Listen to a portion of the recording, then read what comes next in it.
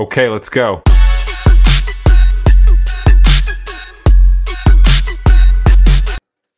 ಇವತ್ತು ಪಾಲಕ್ ಪನ್ನೀರ್ ಮಾಡ್ತಾಯಿದ್ದೀನಿ. ನಾನು ತುಂಬಾ ಚೆನ್ನಾಗಿ ಮಾಡ್ತೀನಿ ಅಂತ ಅಂದ್ಕೊಂಡೇ ಇರಲಿಲ್ಲ. ಅಷ್ಟು ಚೆನ್ನಾಗಿತ್ತು.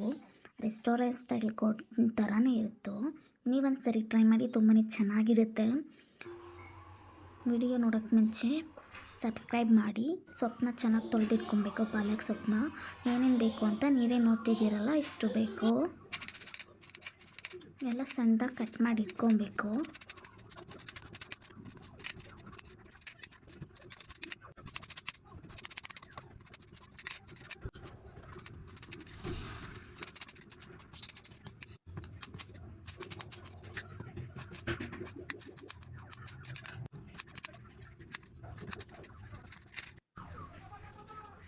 ಎಲ್ಲ ಕಟ್ ಮಾಡಾಯಿತು.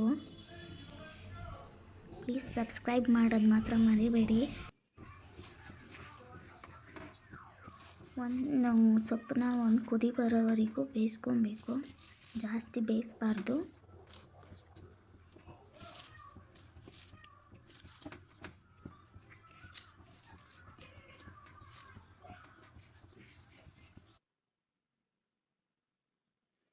ಒಂದು ಕುದಿ ಬಂದಿದೆ, ಚೆನ್ನಾಗಿ ಬೆಂದಿದೆ ಅನಿಸುತ್ತೆ. ಆಫ್ ಮಾಡ್ಕೊಬೇಕು. ಗ್ಯಾಸ್ ಆಫ್ ಮಾಡಿ ಅದನ್ನು ಪಾಲಕ್ ಸೊಪ್ಪಿನ ಕೋಲ್ಡ್ ವಾಟರ್ಗೆ ಹಾಕ್ಕೊಬೇಕು, ಐಸ್ ವಾಟರಿಗೆ.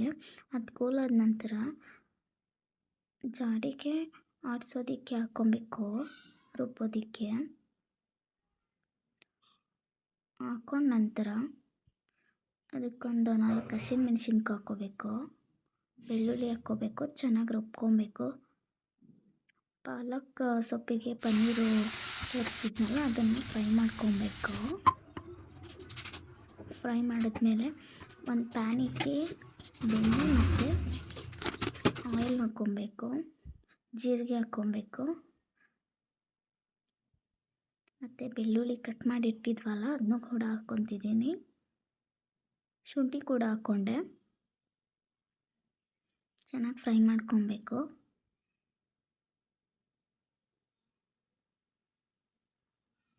ಈರುಳ್ಳಿ ಕೂಡ ಸೇರಿಸ್ಕೊತಿದ್ದೀನಿ.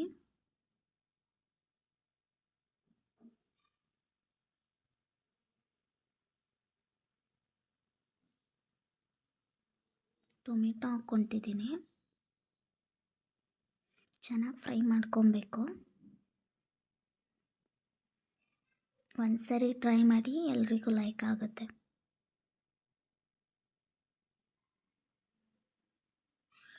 ಚೆನ್ನಾಗಿ ಫ್ರೈ ಆದ ನಂತರ ಸ್ವಲ್ಪ ಅಚ್ಕಾರದ ಪುಡಿ ಹಾಕ್ಕೊಬೇಕು. 1 ಸ್ಪೂನ್ ಅಚ್ಕಾರದ ಪುಡಿ, 1 ಸ್ಪೂನ್ ಧನಿಯಾ ಪೌಡರ್ ಹಾಕ್ಕೊಂಡು ಚೆನ್ನಾಗಿ ಮಿಕ್ಸ್ ಮಾಡ್ಕೊಬೇಕು. ಹಸಿ ವಾಸನೆ ಹೋಗೋವರೆಗೂ ಚೆನ್ನಾಗಿ ಫ್ರೈ ಮಾಡಬೇಕು. ನಂತರ ರುಬ್ಬಿಟ್ಕೊಂಡಿದ್ದಂಥ ಪೇಸ್ಟನ್ನು ಹಾಕ್ಕೊಬೇಕು.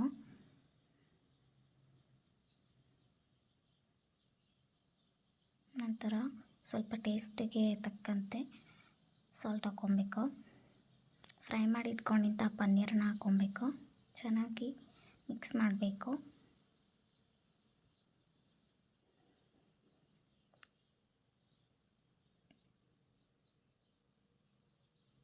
ಲಿಡ್ಡನ್ನು ಕ್ಲೋಸ್ ಮಾಡಬೇಕು. ಯಾಕಂದರೆ ಕುದಿ ಬಂದು ಚೆನ್ನಾಗಿ ಬೇಯಬೇಕಲ್ಲ, ಅದಕ್ಕೆ ಕ್ಲೋಸ್ ಮಾಡ್ತಾಯಿದ್ದೀನಿ. ಅದು ಬಂದಿದೆ ಅನಿಸುತ್ತೆ, ಕುದಿ ಬರ್ತಿದೆ. ಅದನ್ನು ಸ್ವಲ್ಪ ಫ್ರೈ ಮಾಡಬೇಕು, ಅಂದರೆ ಮಿಕ್ಸ್ ಮಾಡಬೇಕು. ಮಿಕ್ಸ್ ಮಾಡಿದ ನಂತರ ಆಗಿದೆ ಅಂತ ಗೋಡಂಬಿ ಪೇಸ್ಟ್ ಮಾಡಿ ಇಟ್ಕೊಂಡಿದ್ನಲ್ಲ, ಅದನ್ನು ಹಾಕ್ಕೊಬೇಕು. ಈಗ ರೆಡಿ ಆಯಿತು ಪಾಲಕ್ ಪನ್ನೀರ್. ಒಂದು ಸರಿ ಟ್ರೈ ಮಾಡಿ, ತುಂಬಾ ಟೇಸ್ಟಿಯಾಗಿರುತ್ತೆ. ಇಷ್ಟ ಆಗಿದ್ರೆ ಲೈಕ್ ಮಾಡಿ, ಶೇರ್ ಮಾಡಿ, ಕಮೆಂಟ್ ಮಾಡಿ, ಸಬ್ಸ್ಕ್ರೈಬ್ ಮಾಡಿ. Thanks for watching video.